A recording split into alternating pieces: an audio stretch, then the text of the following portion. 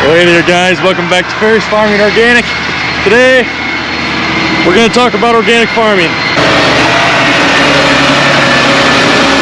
So I know we've been doing videos now for a while, but we've had quite a few new subscribers in the past couple months. So I figured we might as well do a video talking about who we are, what we do, and why we do it. So just to start things off nice and easy, my name is Thomas. My family and I live in northwest Iowa, and we own and operate a large-scale organic row crop farm. Now, for those who don't know, a row crop is a crop that you plant in a row, hence row crop. Now, typical row crops around here would be soybeans and corn.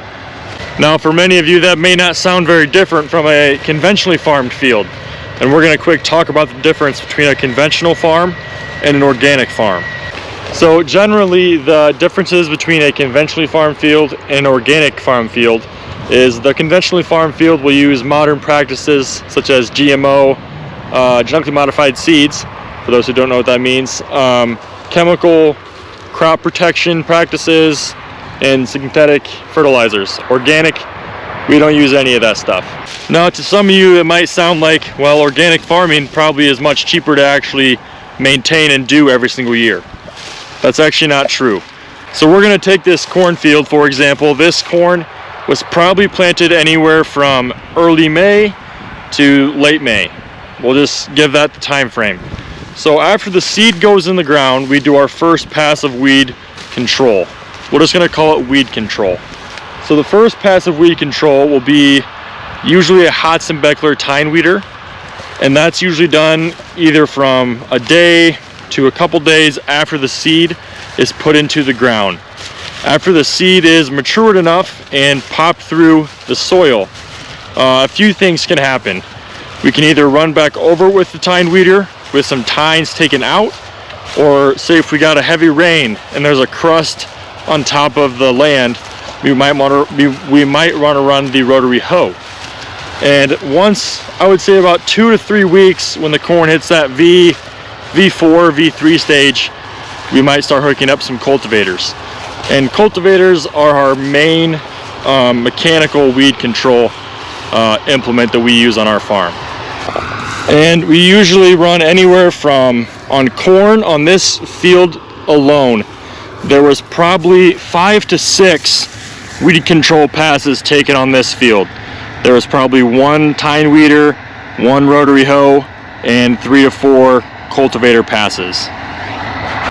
And then time for the main organic part, because I know in some parts of the world, conventional farmers still use those mechanical, I don't know if you'd call it weed control passes. They still do that. Organic farmers are not the only ones that actually do that. There is people out there that still believe in rotary hoeing their fields. People with certain soil types. Just thought I'd point out here quick, in northwest Iowa, we have very good soil. Nice, black soil. But now it comes time to the main organic part of our operation. I think the most impressive part, the most old school, the most, I want to say, intriguing part of our operation. When I talk to people, they just don't believe that we still do this practice, and that is hand weeding. Yes, hand weeding. We hand weed pretty much 100% of our acres that are soybeans and corn. We bring up anywhere from 50 to 60 people from Guatemala on H-2A work visas to work for us during the summer. I know I've done some videos on those guys before, and the amazing job that they do. So if you haven't seen those videos, I highly recommend you go check those out. But hand weeding is the only 100% kill for a weed on our farm. So if I walk, obviously there's no weeds here, we just harvested it. But if I walk here in this corn row, you're not going to see any weeds. And that's something we take great pride in. We have been farming organic on our farm for over 25 years. My uncle planted our first field, I believe, my dad, my grandpa, back in 98, possibly. If I'm wrong on that, Jack or Noah, comment. So it's been a very long time, and our main thing has always been weed control. weed control, weed control, weed control. And obviously as an organic farmer, that is your main objective. That is the main thing you fight every year, is weed control. Because like I said previously, we can't spray anything to kill the weeds. So that's fun. Now, along with cultivators, tine weeders, rotary hoes, hand weeders, we also have flamers. So we'll flame the weed. That's probably the most organic way you can go about it. But the newer technology, we have a laser weeder, which I believe Troy did some videos on it out in Colorado. We haven't had it out in Iowa yet. Super cool piece of technology that hopefully we can get around the farm next year. Get some videos out for you guys, but that'll be pretty exciting.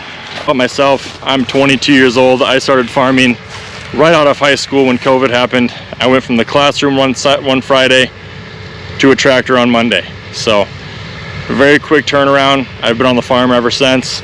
And as probably very few of you guys know, we started taking these videos about 2 years ago. And here we are now. One thing I would like to change, and kind of the reason I'm making this video, is I really want us to become more educational in the organic farming world. Now, organic farming is all I've ever known. Since I've been alive, before I was born, we farmed organic. So I've always been used to it, and just, that's the way we do things. This is why we do this. And since starting this channel, I've kind of realized that most of the stuff that we use and do is not normal. Because like most farmers don't hand weed their fields, but then again, most farmers don't talk to a camera, so I don't even know what to think. But I think I just mentioned it. I want this channel to become more educational as we grow and grow. I think the organic side of farming is a very untapped spot in social media farming. And I hope that myself, my brothers, can kind of show you guys more and more of how we do what we do, and of course, why we do what we do. So a few more things I'm going to talk about here before I let you guys go is the order things go in on our operation. So we plant 3 main crops on our farm. We plant corn and soybeans, obviously, but we also plant organic oats, which we underseed a cover crop of alfalfa and clover. So a normal year we'll start out in late March to early April, prepping the ground for oats. And we'll come right behind that with air seeders, seed the oats, come behind that with a roller, and seed clover and alfalfa on top, and then roll it in. And usually we can knock out oat seeding and clover and alfalfa seeding, or planting, I guess, seeding, in about 3 weeks, 3 to 4 weeks. Depends on the weather, obviously. That time of year in Iowa is sometimes wet, sometimes not, sometimes cold. So usually we're done with all that by mid-April to the last week in April. And after that, we go to prepping the ground for corn. And then we will start planting corn anywhere from beginning of May to the middle of May, and usually we should wrap that up by the end of May. Now after corn comes soybean planting. Usually we can get that done by the first week in June. And by the time we finish soybeans, we are already starting weed control in those earlier planted cornfields. And then once the first field of corn goes in the ground, we start our weed control. From that point on, like I said before, we do tine weeding, which is harrowing, I guess you could call it, before the seed emerges. And after that, we go to cultivating, and so on and so on. So usually, in an ideal world, we'll do corn cultivation and weed control until late June. Middle of June is probably our busiest month of the year, besides harvest, obviously, and planting. But for weed control, the organic side of things, unlike anyone else, most people are spraying, side dressing, whatever you guys want to call it. I don't know. I've never ridden in a sprayer. I've never been part of a conventional farm.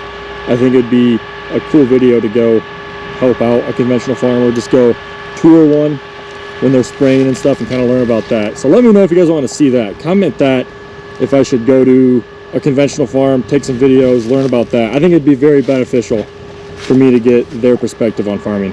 Anyway, usually we're done with weed control. Not done, but the corn's too tall to get into the field without damaging the crop.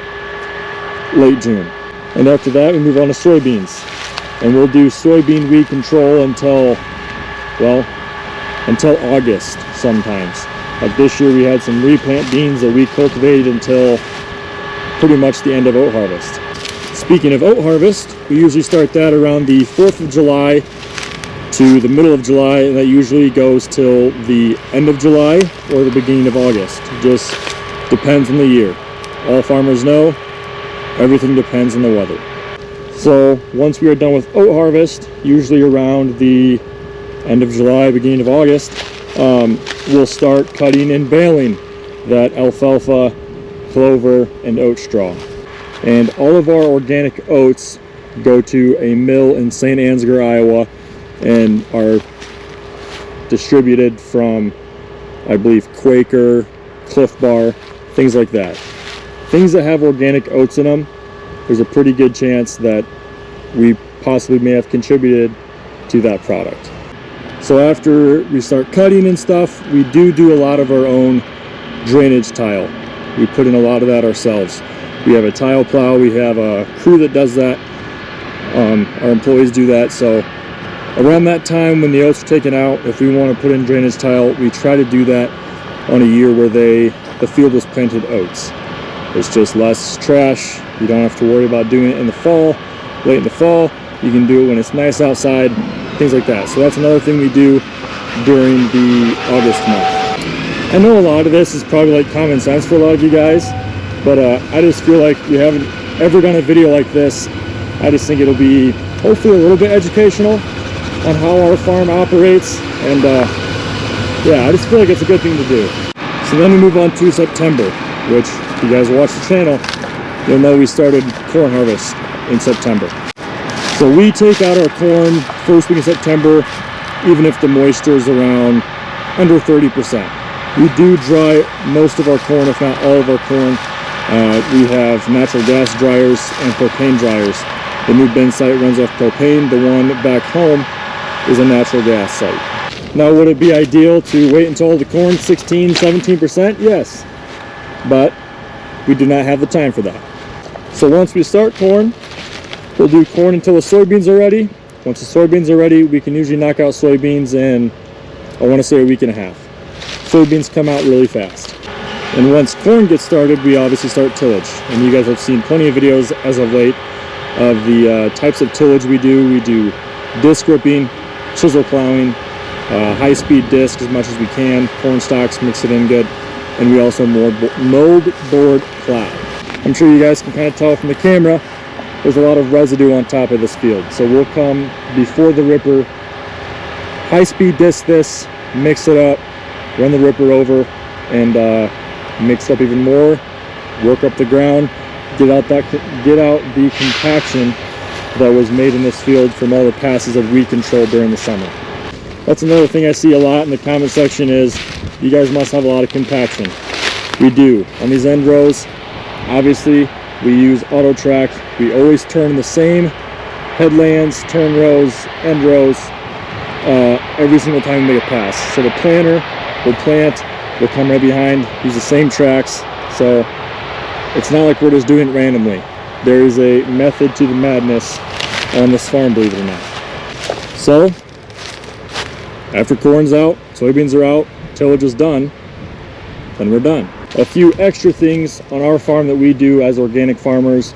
We use hog manure, chicken litter, and turkey litter to get our nitrogen in our fields. We don't apply any anhydrous or anything like that onto our fields after the crop is taken out. And then we just truck for the entire winter.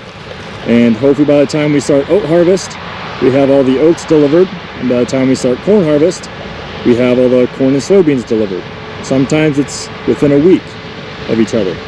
So obviously we are a very busy operation, which requires a lot of employees. So usually we employ anywhere from between, I'm gonna say, throw out a number there, 15 to 20 people most days from planting to harvesting. Obviously during the fall season, we need a lot of truck drivers.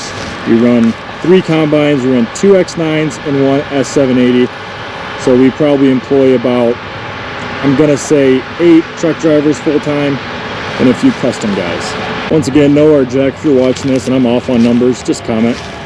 But that's pretty much all I have for you guys. I'm not sure how long this video is at this point, but I hope you guys kind of get a better idea for what we do here. If you're a new follower, I hope that gives you guys insight on future videos and what they'll kind of be like, what we're going to be covering, and of course why we do what we do. And if you have any questions at all about what we do, if you guys want to come visit the farm, just email me. We have a website with my email in it. You can submit questions, you can submit requests to come see the farm.